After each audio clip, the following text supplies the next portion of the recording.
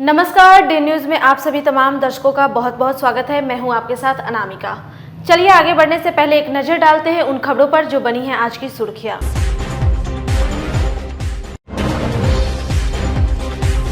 12 सितंबर से लापता पति की बरामदगी को लेकर दर-दर भटक रही है एक महिला। रिपोर्ट तक दर्ज नहीं कर रहा थानेदार, आईजी से लगाई गुहार।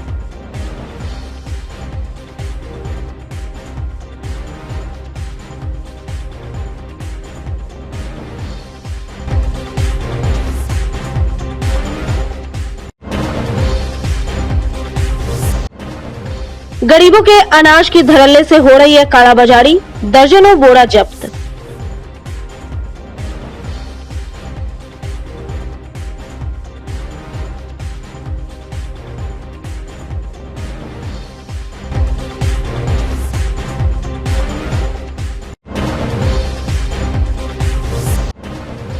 और सरकारी सेवा का दर्जा देने सहित विभिन्न मांगों को लेकर रसोइया, आशा और आंगनबाड़ी सहायिकाओं ने जुलूस निकाल किया जमकर प्रदर्शन।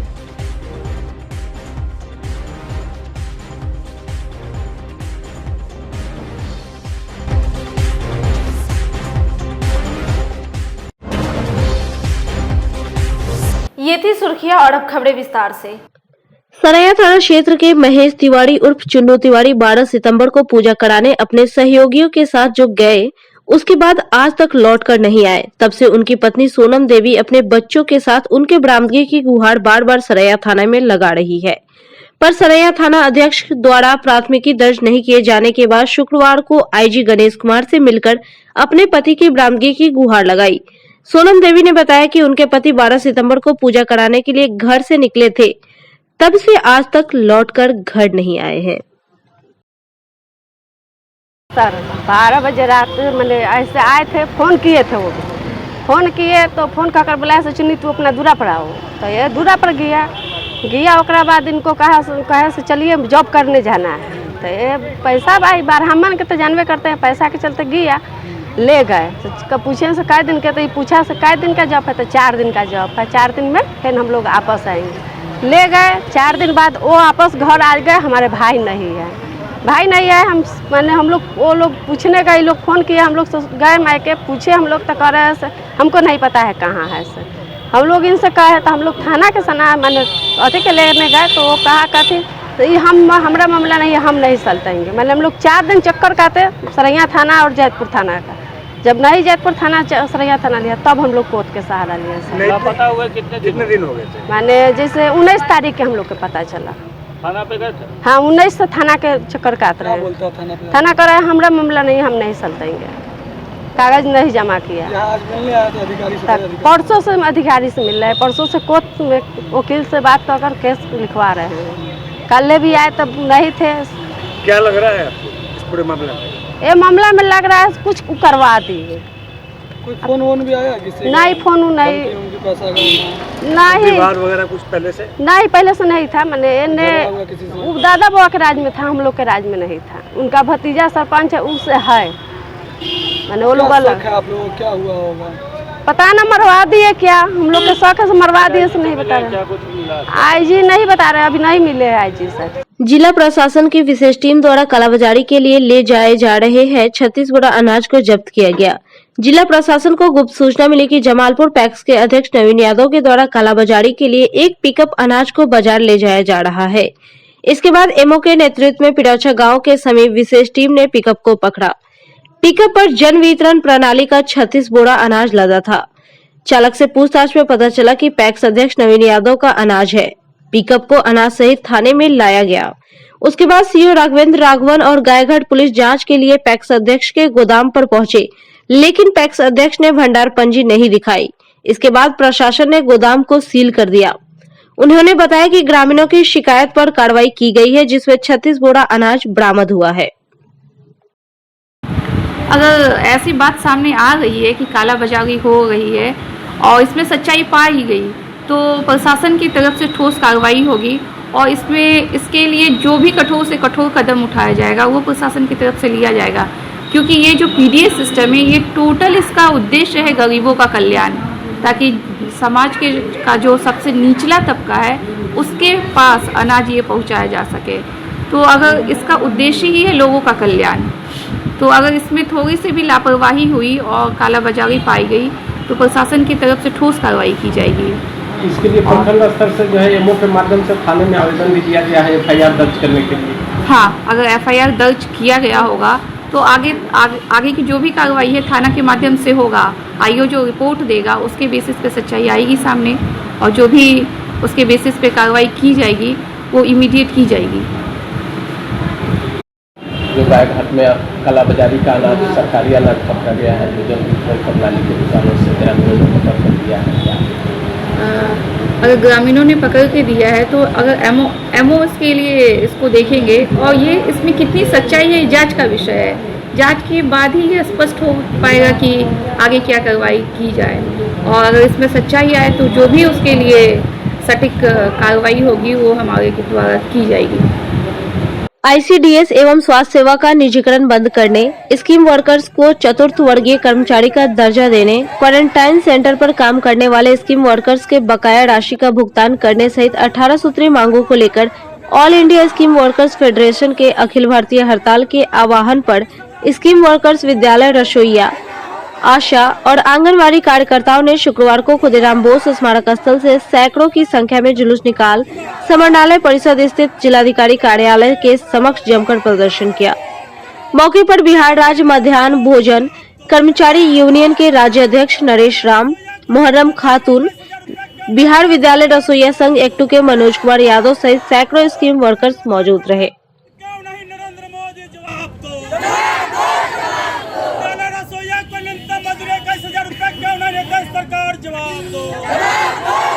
अठारह सूत्रीय मांग है, उसको लेकर आज अखिल भारतीय पूरे भारत में रसोईया, आंगनवाड़ी और आशा का पूरे हड़ताल है, क्योंकि ये सरकार मात्र 1600 रुपया रसोईया का वेतन दे रही है और रसोईया 1600 में इस महंगाई में उनका घर भी ठीक से, उनका अपना खाना भी ठीक से नहीं चल पाता है।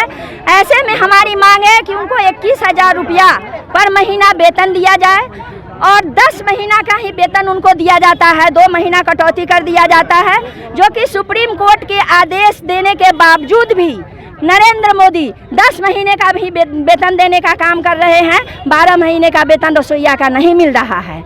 और ठेका पर जो देने जा रहे हैं उस ठेका प्रथा को बंद करें, क्योंकि वो एक बार जो रसोईया को लगा दिए, क्या सोचकर उसने लगाया, जो हर चीज़ को निजीकरण कर रहे हैं, हर चीज़ को निजीकरण कर रहे हैं। तो हमारी रसोईया का मांग है कि एकदम उसको 12 महीने का वेतन दिया जाए प्लस 21,000 रुपया पर महीने दिया जाए और जो उनका SIPF जो होता है वो भी लागू किया जाए। शहर में बेखौफ चोरों का तांडव लगातार जारी है। गुरुवार की रात पक्कीसराय चौक स्थित सीनियर पत्रकार विनय कुमार के सीडी का दरवाजा तोड़ चोरों ने कीमती सामानों पर हाथ साफ कर दिया। हैरानी की बात तो यह है कि चोरी के वक्त सब परिवार घर में ही मौजूद थे, लेकिन किसी को पता भी नहीं लगा कि घर में चोरी हो रही है। मौके पर पहुंची नगर पुलिस ने मामले की जांच पड़ताल शुरू कर दी है। सर रात में सोई हुई थी तो वो पता नहीं दरवाजे तोड़ करके आदमी घुसे चोर, और वाईफाई ले गया, और यूपीएस ले गया, सिलेंडर ले गया, पीतल का सामान सारा ले गया। सुबह पता चला? हाँ जी, सुबह उठे तो देखिए ये सारा सामान नहीं है हमारे। देता घर खोली तो उसमें बर्तन भी नहीं थे। आप लोग घर ही में थे? जी घर पे ही थे। पता नहीं चला? पता नहीं चला। एक तरफ नल जल योजना में भारी लूट खसोट मची है, वहीं मुजफ्फरपुर के कटरा प्रखंड में एक नल जल योजना का टंकी मॉडल बन गया, जो दूसरे जनप्रतिनिधियों और भ्रष्टाचारियों को मुंह चिढ़ा रहा है। इस नल जल के मॉडल और खूबसूरत टंकी की तस्वीर खींचकर सोशल मीडिया पर वायरल किया जा रहा है। इस पर एक पोस्ट भी किया गया है जिसे खूब पढ़ा जा रहा है। पोस्ट डालने वाले ने लिखा है कि चोरी नहीं हो तो नल जल योजना ऐसा भी हो सकता है, जिसका उदाहरण यह तस्वीर है। मैं उन जनप्रतिनिधियों को दिखाने के लिए यह पोस्ट कर रहा हूं जो भ्रष्ट है। अगर आप में मर्द वाला दम है तो ऐसा बनाकर दिखाएं, नहीं तो आप मुखिया या वार्ड बनने लायक नहीं है। कटरा प्रखंड के बुधवाड़ा में वार्ड संख्या 13, 14, 15 एक मॉडल बन गया है। वार्ड सदस्य का कहना है सरकार के द्वारा जो राशि दी गई वह पूरी राशि इस योजना में खर्च कर दी। इसे खूब मजबूत बनवाया और फिर रंग रोगन कर सजाया गया है। देखिए, कटरा प्रखंड में त्यौहार पंचायत जो है, यहाँ के जनप्रतिनिधि लोग जो है सो बहुत ज़्यादा कॉन्शस है। और जो है इसी लेकर के मतलब जनप्रतिनिधि लोग में इच्छा है कि भाई लोगों को बेहतर से बेहतर सुविधा मिल जाए। हम लोग कई जगह देखे थे स्ट्रक्चर बना था लोहा का जो कहीं गिर गया, तो हम लोग अपने आपस में विचार किए, बैठे कि नहीं भाई हम लोग RCC की स्ट्रक्चर बनाना है। जेई साहब को बोले, हाँ जेई साहब RCC का जो है ये दिए, एस्टीमेट दिए, उसके मुताबिक बना है। हम और लोगों को बोलते हैं कि बनवाइए आप लोग, इसी तरह बनवाइए, ठोस रहेगा। क्या संदेश रहेगा दूसरे जनप्रतिनिधि को? यही मतलब जिसे यहाँ का सर्विस दे रहा है, जैसा बना है वैसा सभी जगह सर्विस होना चाहिए और वैसा ही बनना चाहिए। अच्छा, दूसरे की तरफ जो है अलग अलग तस्वीर रहती है, तो क्या लगता है आपको वहाँ दूसरे? दुख होता है कि ऐसा क्यों, जैसा हम लोग बनवाए हैं ऐसा क्यों नहीं बना, जबकि प्राकलन एक ही है। तो क्या लगता है वहाँ भ्रष्टाचार होगा यहाँ अगर सही से पेयजल मुहैया नहीं हुआ? जहाँ पेयजल मुहैया नहीं है, यहाँ तो 2 टाइम पानी मतलब सुबह शाम, बिजली अगर रहती है तब, जनरेटर सुविधा नहीं है, पानी आना ही आना है, इसमें है। हम 1 रुपया इधर उधर नहीं किए, हम लोग अच्छा से बनाए हैं। जो नीतीश जी का सपना था उसको हम साकार किए हैं। स्वच्छ जल सुबह शाम अभी तक दे रहे हैं। पिछले विश्वकर्मा पूजा से हम लोग स्टार्ट किए हैं, अभी तक सुबह शाम पानी दे रहे हैं। जन भी निष्ठापूर्वक बनाएगा तो ऐसे ही बनेगा, घुसखोरी नहीं करेगा तो अच्छा से बनाएगा लोग। नल जल में अगर घुसखोरी न हो तो यही तस्वीर एकदम बनेगा, ऐसा ही बनेगा। धर्मांतरण कराने के आरोपी इस्लामिक स्कॉलर मौलाना कलीम सिद्दीकी की गिरफ्तारी के खिलाफ तथा मौलाना की अविलंब रिहाई की मांग को लेकर इंसाफ मंच द्वारा पक्कीसराय चौक से न्याय मार्च निकाला गया। यह मार्च शहर के विभिन्न मार्गों से होते हुए जुबा सहनी स्मारक स्थल पर पहुंचकर सभा में तब्दील हो गया। इस मौके पर इंसाफ मंच के राज्य अध्यक्ष सूरज कुमार सिंह ने कहा कि उत्तर प्रदेश में भाजपा ने विधानसभा चुनाव 2022 को लेकर वोटों का ध्रुवीकरण करने के उद्देश्य से मुसलमानों के खिलाफ अभियान तेज कर दिया है। इस अभियान को चलाने की जिम्मेदारी ATS को सौंप दी है, जो कभी आतंकवाद तो कभी धर्मांतरण के नाम पर फर्जी गिरफ्तारियां कर रही है।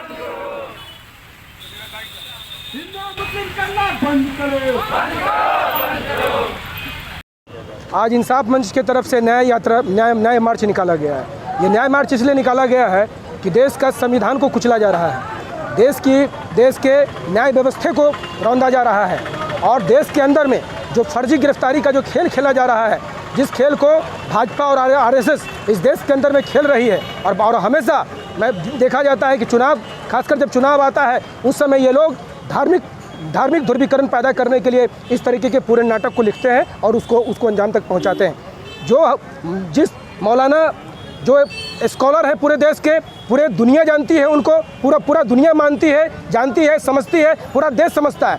उस मौलाना को आप ये कह के उठा ले रहे हैं कि ये धर्म परिवर्तन करवा रहे हैं। आपके पास न कोई एविडेंस है, न कोई सबूत है और आप ATS के द्वारा उठवा के उनको जेल भेज दे रहे हैं। ये न्याय का गला घोटा जा रहा है, देश में इंसाफ का गला घोटा जा रहा है और संविधान खतरे में है। उस संविधान को बचाने के लिए, इंसाफ को बचाने के लिए और इन तमाम तरीके के फर्जी गिरफ्तारियों को रोकने के लिए आज इंसाफ मंच का ये न्याय मार्च निकला है। क्या धर्मांतरण को सही मानते हैं? क्या धर्मांतरण को सही मानते हैं? नहीं, धर्मांतरण का मामला नहीं है। आप लोग समझ लीजिए बात, धर्मांतरण का मामला नहीं है। इस देश के अंदर में जो संविधान ने जो हमको अधिकार दिया है, हम हिंदू है ना, हम हिंदू हैं, हम अपने धर्म का प्रचार कर सकते हैं। ये देश का संविधान हमको कहता है, हम आपको बोल सकते हैं, हम अपने धर्म के बारे में आपको समझा सकते हैं। लेकिन आपको अगर किसी दिन हिंदू बनना होगा तो आपको इससे जो जरूरी जो कागजात पूरे करने हैं वो आपको कोर्ट में करना पड़ेगा। धर्मांतरण कोर्ट में होता है, कोई आदमी धर्मांतरण नहीं करवाता है। जान जाइए कि धर्मांतरण का खेल मुजफ्फरपुर में देखे थे ना, आज से कुछ दिन पहले ही ना उस मूक बधिर लड़के को कहा गया कि धर्मांतरण के खेल में शामिल है। क्या निकला? ढाक का 3 बात हो गया, कुछ नहीं। वो लड़का कहीं से भी इन्वॉल्व नहीं था। इसीलिए जान जाए कि ये सब इनका खेल है, नाटक का। ये कुर्सी पाने के लिए, सत्ता जोने की बचाने के लिए ये लड़ाई लड़ रहे हैं। लेकिन हम कहेंगे कि आप अपने इस कुर्सी के लड़ाई में कम से कम समाज के भाईचारे को मत बांटिए। समाज का जो हिंदू मुस्लिम की जो एकता है, इसे एकता को नहीं बांटिए। ये एकता नीतीश्वर महाविद्यालय मुजफ्फरपुर के राष्ट्रीय सेवा योजना इकाई द्वारा NSS की स्थापना दिवस पर पर्यावरण संरक्षण में राष्ट्रीय सेवा योजना की भूमिका पर व्याख्यानमाला एवं पौधारोपण कार्यक्रम का आयोजन किया गया। कार्यक्रम का उद्घाटन महाविद्यालय के प्राचार्य मनोज कुमार ने महाविद्यालय के प्रांगण में पौधारोपण कर किया।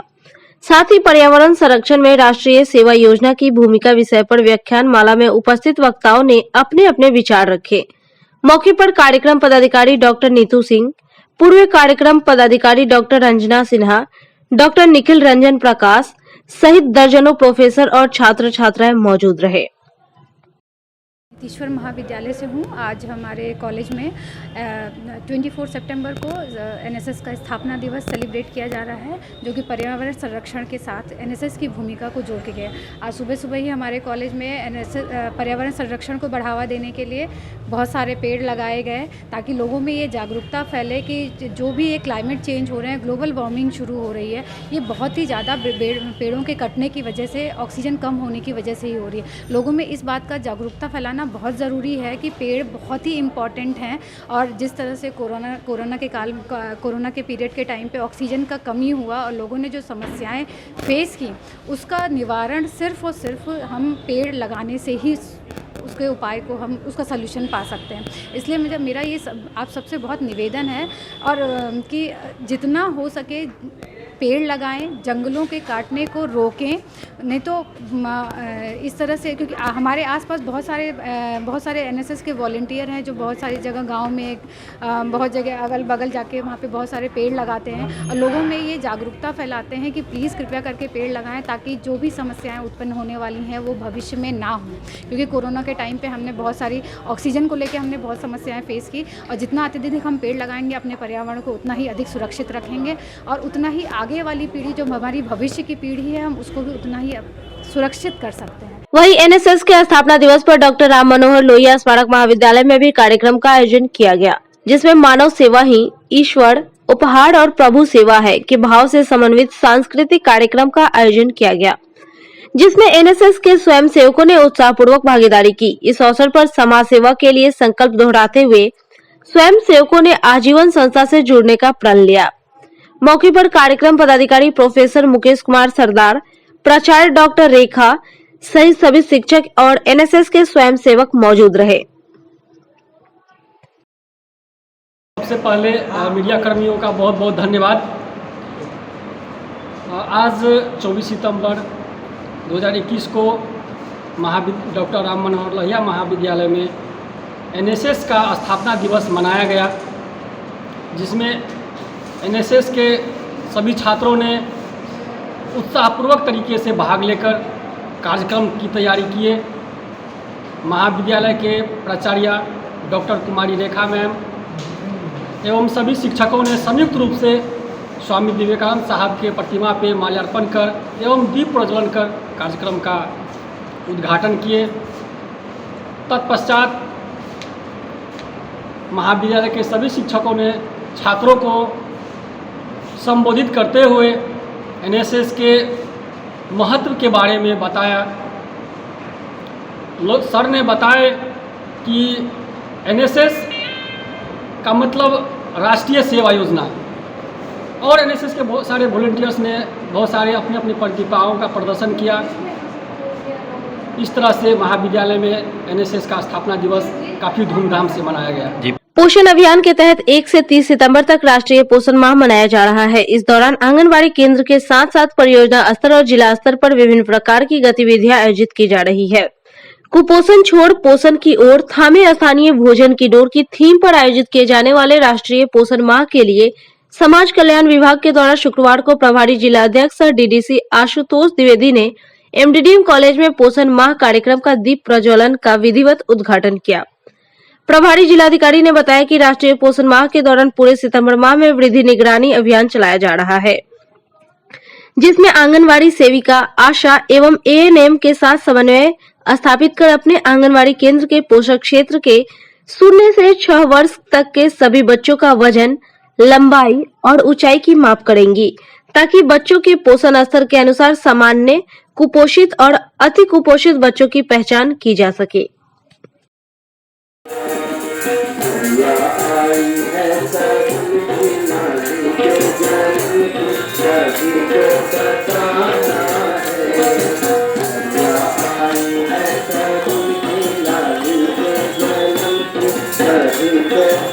पोषण को लेकर के वैसे तो एक मिशन मोड अप्रोच में पोषण माह जो भी सितंबर में मनाया जा रहा है, पर यह आवश्यक है कि इसको एक माह तक सीमित ना रख के एक अनवरत चलने वाली प्रक्रिया बनाया जाए, लोगों को जागरूक किया जाए, जन जन तक ये संदेश पहुंचाया जाए कि कुपोषण के कारण क्या है और इनका निवारण कैसे किया जाता है। इसी क्रम में लगातार बहुत सारी एक्टिविटीज़ करवाई जा रही हैं।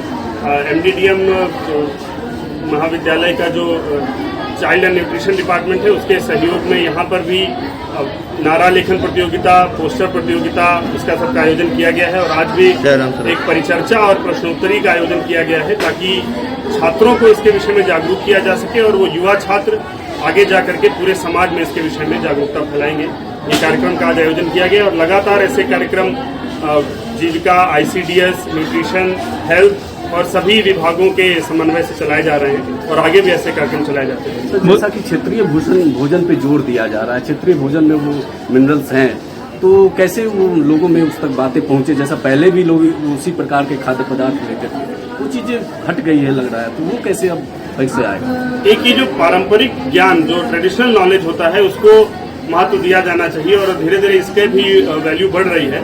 तो जो जहाँ पर हम लोग रह रहे हैं वहाँ के भूगोल, वहाँ की जलवायु, वहाँ की परिस्थिति के हिसाब से पारंपरिक रूप से जो भी खाद्य पदार्थ खाए जा रहे थे वो यहाँ की पोषण की जरूरतों को पूरा करने के लिए पर्याप्त है। इस विषय में लोगों को जागरूक किया जाना जरूरी है और ये भी अच्छी चीज़ है कि धीरे धीरे लोग इसके बारे में अवेयर हो रहे हैं। आजकल चाहे वो तीसी के बीज खाने को लेकर के हो या मड़ुआ के विषय में हो, हम सरकार के भी विभिन्न विभागों के द्वारा इस विषय में जागरूकता फैलाई जा रही है और लोग भी धीरे धीरे ये चीज़ रियलाइज कर रहे हैं। जैसे मल्टीग्रेन आटा आजकल लोग खाने लगे हैं, तो ये चीज़ धीरे धीरे बताया जाना चाहिए और जो कोर्स क्रॉप्स हैं जैसे रागी है, ये सारी चीज़ों को इसके बारे में जागरूकता आ रही है धीरे धीरे और मुझे पूरा विश्वास है कि आगे जाकर के लोग अपनी जो विरासत है उसको पहचानेंगे और उसके माध्यम से कुपोषण को दूर करेंगे। स्वास्थ्य जागरूकता अभियान कार्यक्रम के तहत शुक्रवार को प्रोस्टेट एवं यूरोलॉजी कैंसर अवेयरनेस को लेकर डॉक्टर अभिमन्यु अनंत के द्वारा प्रेस वार्ता आयोजित कर बताया गया कि सितंबर महीने को प्रोस्टेट कैंसर अवेयरनेस मंथ के रूप में मनाया जा रहा है। उन्होंने बताया कि प्रोस्टेट कैंसर पुरुषों को होता है। विश्व स्वास्थ्य संगठन की रिपोर्ट के अनुसार पिछले 2 दशकों में प्रोस्टेट कैंसर भारत समेत एशिया मुल्क के पुरुषों में तेजी से बढ़ रहा है।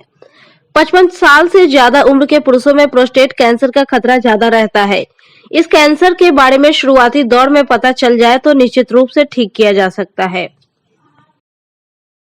यही मैंने बताया कि चूंकि ये जो है पहले पश्चिमी देशों में ज़्यादा इसका देखा गया था फैलाव और वहाँ पर अवेयरनेस इसके बारे में बढ़ी, तो वहाँ पर जो आज डेट में कैंसर है वो अर्ली स्टेज में पकड़ में आ जाता है। 75% से ज़्यादा कैंसर अर्ली स्टेज में डायग्नोज होता है, जबकि हमारे देश में ज़्यादातर 65% से ज़्यादा केसेस जो हैं वो हाई स्टेज में पता चलते हैं, जबकि ये बीमारी क्योर होने की स्थिति से बाहर हो चुकी होती है। हालांकि उसकी रोकथाम हम लोग फिर भी कर पाते हैं बहुत सारे केसेस में। तो इसीलिए हमारा जो अवेयरनेस पे जोर है कि भाई एक ये वर्ल्ड ओवर साइंटिफिक स्टडी के बाद ये पाया गया कि 55 साल के ऊपर जो है PSA स्क्रीनिंग होनी चाहिए, एक साधारण ब्लड टेस्ट होना चाहिए। आपको अपने डॉक्टर से, यूरोलॉजिस्ट से विजिट करना है जिसमें वो आपको एग्जामिन करेंगे, प्रोस्टेट ग्रंथि को महसूस करके देखेंगे। अगर कुछ डाउटफुल लगेगा तो उसमें एक नीडल बायोप्सी की जाती है जो कि लोकल निश्चेतना में, लोकल एनेस्थीसिया में हो जाती है। तो ये करने से क्या है कि आप गंभीर समस्या में ओल्डर एज में नहीं पड़े। देखिए, इसमें बचाव को लेकर के कुछ ज़रूरी एहतियात लाइफस्टाइल में है कि भाई जो आपका खान पान है उसमें ये देखा गया है कि अगर उसमें ज़्यादातर फैट और नॉन वेजिटेरियन की मात्रा ज़्यादा है, वेजिटेबल्स की कम है, विटामिन डी और इसके कैल्शियम का इंटेक कम है, तो इन चीज़ों में देखा गया है कि भाई प्रोस्टेट कैंसर ऐसे मरीजों में। और दूसरा, मोटापा जो है एक अपने आप में बहुत बड़ा रिस्क फैक्टर माना गया है, स्मोकिंग भी एसोसिएटेड देखा गया है। तो इसमें देखा गया है कि जो प्रोस्टेट कैंसर से बचाव के तत्व शरीर में होते हैं वो कम सिक्रीट होते हैं एक ओबीस पेशेंट में या जिनका ओवरवेट पेशेंट में। तो जनरल लाइफस्टाइल तो यंगर एज से ही ठीक रखनी चाहिए, जो डाइट का एक बैलेंस डाइट लेना चाहिए और एक एक्टिव लाइफस्टाइल रखना चाहिए। लेकिन साथ ही साथ एक जब आप उस रिस्क एज में चले गए, ये एक ओल्डर एज का प्रॉब्लम है, 65 साल से ऊपर ही का जो है वो ज़्यादातर एवरेज एज इसमें देखी गई है। तो आप जैसे उस एज को अप्रोच कर रहे हैं तो उस एज में फिर आपका इसके स्क्रीनिंग पर जोर होना चाहिए। तभी जो आपने सवाल पूछा कि भाई जब सिम्टम ही नहीं होते तो हम कैसे पता करेंगे, उसका ये तरीका है कि सालाना इसका जो एक ब्लड टेस्ट होना चाहिए और एक डॉक्टर से विजिट होना चाहिए। अगर इसमें कुछ दिक्कत बढ़ रही है या वो पाई गई है तो फिर उसको हम लोग डायग्नोज कर सकते हैं। बिहार विश्वविद्यालय में व्याप्त भ्रष्टाचार एवं पैट परीक्षा में हुए धांधली के खिलाफ अखिल भारतीय विद्यार्थी परिषद का अनिश्चितकालीन धरना शुक्रवार चौथे दिन भी जारी रहा। भ्रष्ट अधिकारियों एवं निर्देशन अवस्था में सोए कुलपति के सद्बुद्धि के लिए छात्रों ने ढोल डल झाल बाजे के साथ भजन कीर्तन किया।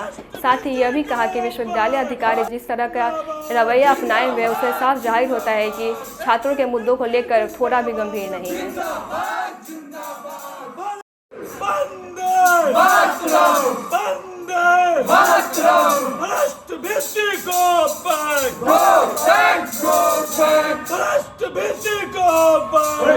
अखिल भारतीय विद्यार्थी परिषद लगातार धरना पर बैठी हुई है और ये हमारा चौथा दिन।